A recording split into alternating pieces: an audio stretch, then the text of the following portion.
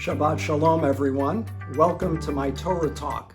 I hope all of you are staying healthy and safe during this spike in the coronavirus.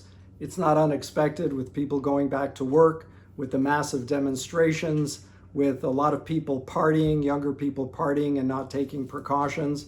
It's not unexpected that that spike would have occurred. But we still have to be very protective of our elderly. We have to be protective of those who have immune deficiencies and make sure that we watch out for them and for one another. And so wearing your mask and taking the necessary protective measures is very important. I'd like to talk a little bit about the Torah portion, the portion of Pinchas, which continues a description of the Israelites on their wilderness journey. It's nearing an end. They're right at the edge of the Promised Land. And the Torah portion tells us of a couple of interesting episodes. One of them, which seems a little strange, is the story of an Israelite man and a Midianite woman who are performing a sex act in front of all the elders. And this is such a violation of everyone's sensibility that Pinchas, the grandson of the high priest, takes a spear and kills both of them.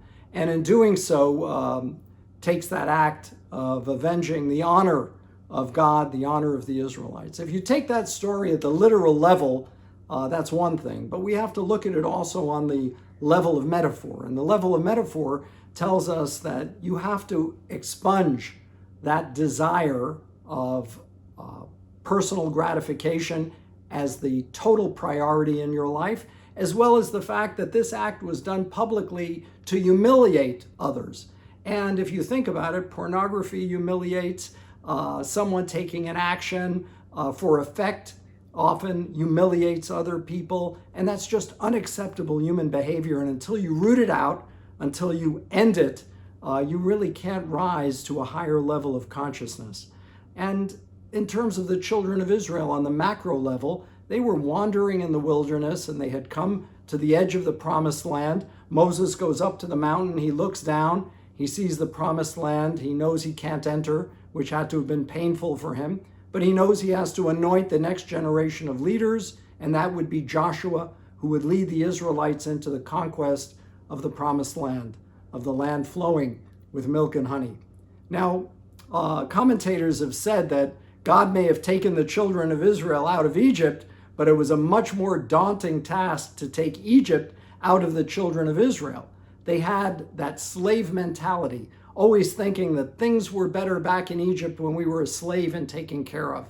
And so that generation had to die out for a new generation to emerge that was capable of having that sense of perseverance and self-respect and the ability to move forward into the next phase of the history of the Jewish people. And it's important to establish leadership that takes you to that level.